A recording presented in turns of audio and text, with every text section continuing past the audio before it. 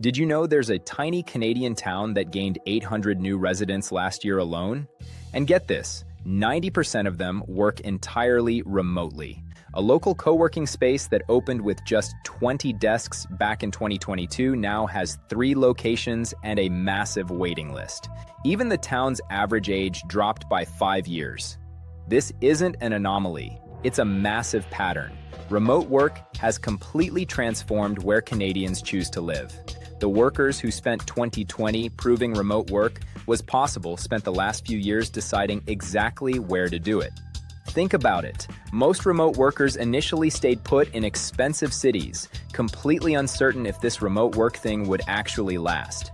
Would companies force a return to the office? By 2024, the dust settled. Permanent remote policies solidified. Workers realized they were finally free to leave. The question stopped being theoretical.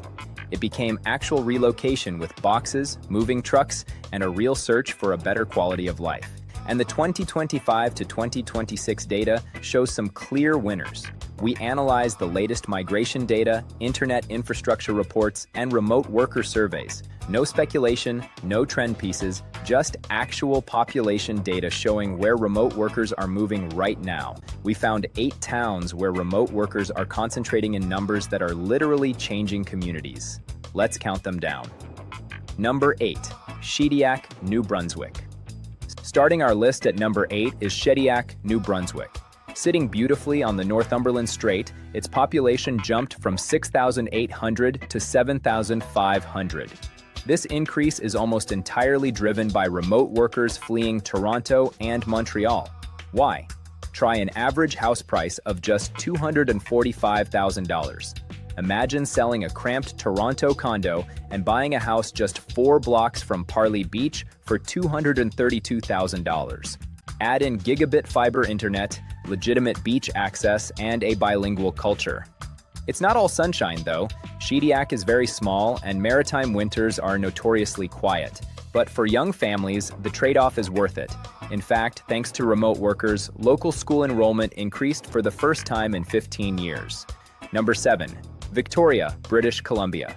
Moving over to the West Coast, number 7 is Victoria, British Columbia. With a population of around 90,000, it gained 4,000 new residents between 2023 and 2025. Now, Victoria isn't cheap. The average house sits at $925,000. But if you're cashing out of Vancouver, you're still saving around $200,000 while scoring the mildest climate in Canada. Snow is rare, the infrastructure for remote work is top tier, and the island lifestyle is unmatched. The catch? Island life means you are entirely dependent on ferries to reach the mainland, and the housing shortage here is very real. You pay a premium, but for many, the climate and cultural amenities are worth every penny. Number 6, Moncton, New Brunswick. Heading back to the Maritimes, number 6 is Moncton, New Brunswick.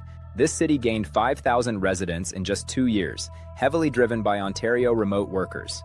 Moncton is the ultimate practical choice. It offers legit city infrastructure, an international airport, and a bilingual environment.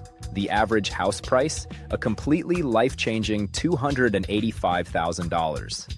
The consideration here is that Moncton isn't exactly considered trendy. It lacks the dramatic mountain peaks or direct ocean surf of other spots on our list, but the local economy is growing rather than shrinking. If you want urban amenities, standard gigabit internet, and zero financial stress, Moncton delivers.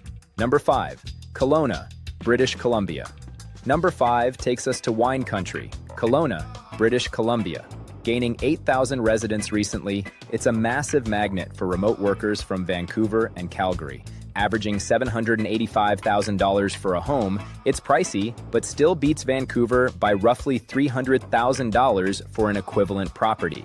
Kelowna gives you year-round outdoor recreation, exceptional lake access that rivals the ocean without the Pacific cold, and a thriving coffee shop culture built for laptop workers. Yes, the intense summer heat and wildfire smoke are serious considerations, and pricing is getting tighter, but the Okanagan lifestyle is a massive draw. Number 4, Halifax, Nova Scotia. Number 4 is the Atlantic Hub, Halifax, Nova Scotia. The metro area absorbed 12,000 new residents, largely from Toronto. Halifax offers authentic Ocean City life at a fraction of Toronto's cost. The average house is $485,000. You get an established tech sector, amazing universities, and a food and music scene that punches way above its weight class. However, the secret is definitely out. The housing market tightened significantly as costs increased from the remote worker influx. Plus, Halifax winters can be gray and damp. But compared to Toronto real estate, the equation still works perfectly. Number 3. Squamish, British Columbia. Number 3 is for the adventure seekers. Squamish, British Columbia. Nestled between Vancouver and Whistler, it completely transformed from a resource logging town to the ultimate outdoor recreation base. Homes here average $865,000. Remote workers are literally selling their $1.3 million Vancouver homes, buying in Squamish, and banking the difference. The climbing gyms are the new networking hubs. Of course, this massive shift comes with growing pains. The town is getting incredibly expensive, and the housing shortage is severe. But if you prioritize world-class mountain biking and skiing over pure cost savings, Squamish is your paradise. Number 2. Canmore, Alberta runner, up at number 2. Canmore, Alberta. Sitting right at the edge of Banff National Park, it's drawing workers from Calgary and Toronto.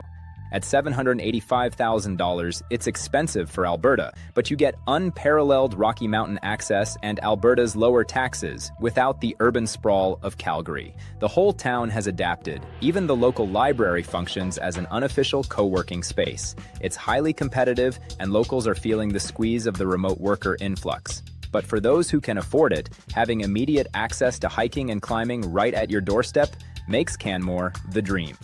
Number 1. Collingwood, Ontario. And finally, taking the number 1 spot, Collingwood, Ontario. The population surged, overwhelmingly fueled by Toronto remote workers. Collingwood is the perfect storm.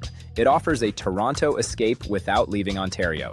You get Georgian Bay beaches in the summer and Blue Mountain skiing in the winter.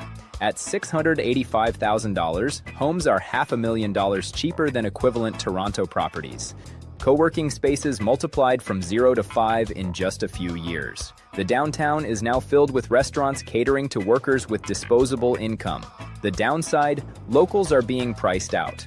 But for Toronto workers seeking an escape while maintaining their Ontario connections, it exemplifies the ultimate balance of cost, lifestyle, and infrastructure. Conclusion. From Shediac to Collingwood, the pattern is undeniable. Pure affordability without amenities doesn't work. Lifestyle without strong Wi-Fi doesn't work. The towns winning this great relocation are delivering both. They are proving that remote work didn't just change how Canadians work, it permanently changed where we live. For anyone considering a relocation, these towns aren't just theoretical ideas. They are proven destinations. The infrastructure is there. The community is there. The data proves it's possible. So, it's your move. Which of these 8 towns would you pack up and move to tomorrow? Are you worried about the impact on local housing, or do you think the economic boost is worth it? Let me know down in the comments. Hit that like button if you found this helpful, subscribe for more deep dives, and I'll see you in the next one.